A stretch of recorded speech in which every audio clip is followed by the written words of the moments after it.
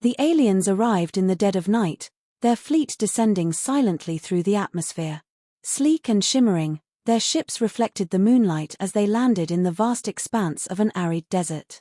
Commandant Zrix, leader of the Zarnak Hive, observed the terrain from the control deck of his flagship. To him, the planet was nothing more than a backwater, its inhabitants primitive and poorly equipped. His research mostly intercepted human broadcasts filled with commercials, sitcoms, and reality TV, painted a picture of an indulgent and laughably inefficient species. Conquest, Zrix thought, would be as simple as stepping onto the sand. When the landing was complete, squads of Zarnak warriors began deploying. Their metallic exosuits gleamed under the harsh desert sun, their weapons humming with alien energy. They advanced in precise, coordinated formations, scouring the lifeless dunes for signs of resistance. To their dismay, they found none. But as the hours passed, the ground began to betray them. The sand shifted unpredictably beneath their feet, grinding into the joints of their suits and clogging their advanced machinery. Zrix's irritation grew as reports of malfunctioning equipment poured in. Still, he dismissed the complaints. "Adapt," he commanded coldly. "This terrain is irrelevant. The humans will fall regardless." His confidence was unshaken, though the desert's relentless heat and unpredictable winds were testing even the hive's elite. The air shimmered with heat waves, and the stillness was broken only by the occasional roar of a sandstorm sweeping across the horizon. Unbeknownst to the Zarnak, the desert was alive in ways they couldn't comprehend. As night fell, temperatures plummeted, and alien patrols became uneasy. Shadows shifted unnaturally, and small but fierce predators emerged from their burrows. Scorpions, snakes, and even insects began to treat the invaders as prey. One Zarnak scout screeched over the comms as a venomous bite rendered his suit useless, leaving him writhing on the ground. The hive's advanced physiology was no match for Earth's simple but effective defenses. Still, Zrix ignored the warning signs. The desert, he concluded, was simply an anomaly. The humans, he believed, would pose no greater challenge. Yet, as their forces pressed deeper into the barren expanse, an unnerving realization crept in. The terrain wasn't just a backdrop, it was the first line of Earth's defense, a natural adversary that no amount of technology could easily overcome. The Zarnak had anticipated a short and glorious campaign, a swift display of their superiority. Instead, they were met with an oppressive, unyielding environment that seemed determined to break them. Zrix stared out at the horizon, the dunes stretching endlessly before him. He couldn't see any humans, but somehow, their absence felt like the greatest insult of all. For the first time, doubt flickered in his otherwise unshakable confidence. The conquest of Earth wasn't going to plan. Deep in the heart of the desert, a group of humans gathered in the shade of a makeshift shelter. They were an odd mix: scrappy survivalists, a retired soldier, and a local geologist who had spent years mapping the unforgiving terrain. The alien ships had not gone unnoticed. They had all seen the bright flashes in the night sky and heard the unnatural hum of engines reverberating across the dunes. Jack, the retired soldier, was the first to speak. "They're not here to make friends," he said dryly, staring through a pair of binoculars at the distant, glinting shapes of alien crafts. "But they picked the wrong place to land." The humans observed the aliens with a mix of curiosity and grim determination. Through binoculars and long-range scopes, they watched as the invaders struggled against the desert. Sophisticated machines, capable of interstellar travel, were breaking down under the relentless assault of sand and heat. Jack couldn't help but chuckle as he saw a troop of aliens scrambling to fix what appeared to be a stuck hovercraft. "Advanced, he muttered. Despite the humor, the humans quickly realized the gravity of the situation. The aliens were heavily armed, their troops disciplined and precise. Direct confrontation would be suicide. But the desert, Jack reminded them, was a weapon in itself. They began crafting a plan not to fight the aliens head-on, but to let the desert do most of the work. The first move was to set up decoys. Using reflective panels, the humans created false signals, leading the aliens into the softest dunes. Sure enough, a squad of Zarnak troops marched straight into a patch of quicksand. Their cries of frustration echoed across the desert as they sank, their advanced exosuits unable to cope with the relentless pull of the Earth. Next came the traps. The geologist, Sarah, knew the terrain like the back of her hand. She guided the group to areas where natural rock formations could be used to funnel the aliens into narrow passages. Boulders, loosened by the humans, came crashing down on unsuspecting patrols. Low-tech beats high-tech, Sarah said with a wry smile. The invaders, despite their superior technology, were quickly learning that they were at a disadvantage. But the most telling blow came when the humans discovered the aliens' greatest weakness. During one skirmish, a stray energy weapon blast caused a canister on one of the alien suits to rupture. The Zarnak soldier staggered, clutching at its chest, before collapsing. The humans examined the scene and realized the truth. The aliens' physiology required precise temperature regulation, and their suits were their lifeline. Without them, the harsh desert environment would kill them within hours. Armed with this knowledge, the humans began targeting the aliens' suits, using makeshift slingshots and even water balloons to disrupt their systems. Every victory, however small, was celebrated. They were outnumbered and outgunned, but the desert was their ally, and their ingenuity was proving to be the aliens' undoing. As the aliens struggled to maintain their footing in the unforgiving desert, the humans began to rally.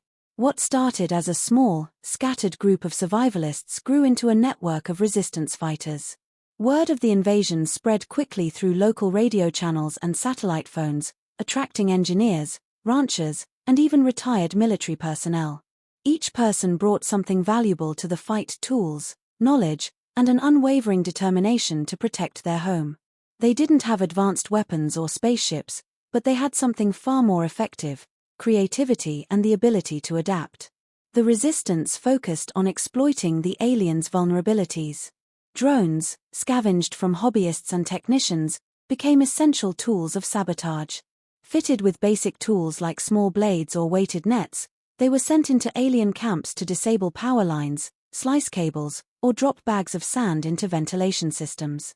Every small disruption caused a ripple effect in the alien ranks, forcing them to expend precious energy on repairs. The desert, with its constant assault of heat and shifting sands, amplified the chaos. The humans also mastered the art of misdirection. Using mirrors and old solar panels, they reflected sunlight at odd angles, creating blinding flashes that confused alien sensors. They left false tracks in the sand, leading patrols in circles or straight into deadly ambushes. During one such encounter, a group of aliens followed what they thought were human footprints into a canyon, only to find themselves surrounded by camouflaged resistance fighters armed with simple but effective weapons. Inside the alien ranks, cracks began to form. Zarnak, once so confident in his superiority, was now grappling with the reality of Earth's resistance. Reports of malfunctioning equipment and untraceable attacks filled his command deck. His troops, conditioned for perfect efficiency, began showing signs of strain. The hive mind that had always been their strength now seemed to magnify their fear. Zarnak's voice rang out over their internal communication network, urging unity and focus, but even he couldn't ignore the growing unease. The turning point came when the humans devised a way to take down one of the smaller alien ships. Observing the aliens' reliance on power cells, they rigged a makeshift electromagnetic pulse device using scrap metal and car batteries. The device, crude but effective, was deployed near a grounded alien transport. The resulting pulse fried the ship's systems, leaving it vulnerable. The humans swarmed the disabled craft, scavenging weapons, tools, and information. It was a small victory, but it sent a clear message: the invaders were not invincible. Meanwhile, the desert itself seemed to conspire against the aliens. Sandstorms swept across their camps, burying equipment and forcing them into hastily constructed shelters. The heat, unrelenting and inescapable, wore down their strength. Even their advanced suits couldn't fully protect them from dehydration and overheating. Every setback chipped away at their morale, while the humans grew bolder with each success. For the first time, Zarnak began to see Earth not as a weak, primitive planet, but as a formidable opponent. And the humans, resourceful and relentless, were proving to be far more dangerous than he could have ever imagined. The humans knew the aliens were on the verge of breaking.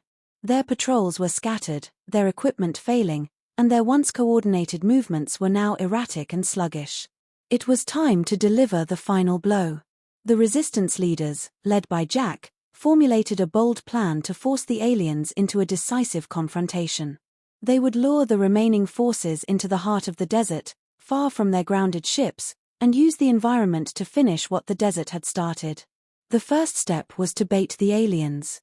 Using captured alien tech and salvaged human equipment, the resistance broadcast false signals mimicking distress calls from their own ranks.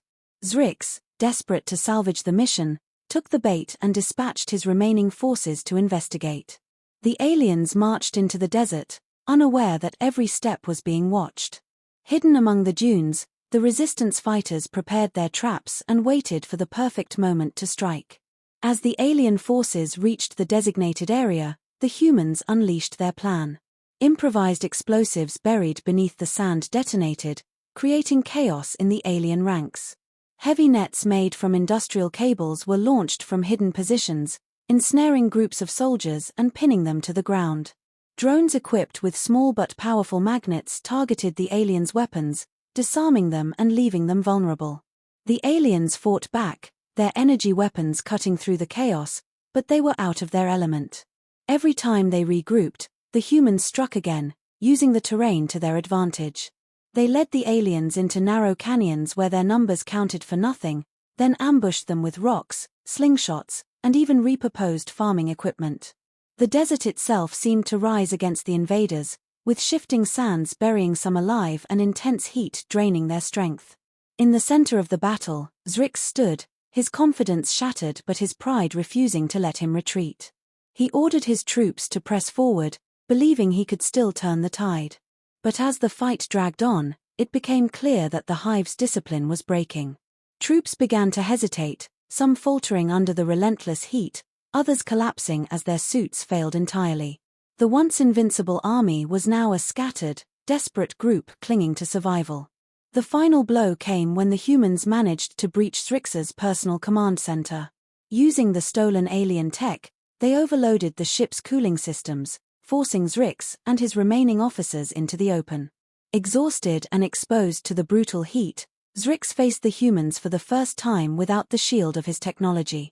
He looked at his adversaries, dust-covered, battered, yet unyielding, and realized they had done the impossible. They had turned the very world against him. With no other options, Zrix ordered a full retreat. The remaining ships, barely operational, lifted off, leaving behind their dead and their pride. As the alien fleet disappeared into the sky, the humans stood victorious, not with cheers but with quiet satisfaction. They had proven that Earth was not a planet to conquer, but one to fear. The desert, vast and unrelenting, reclaimed the battlefield, leaving no trace of the invaders who once thought they could claim it.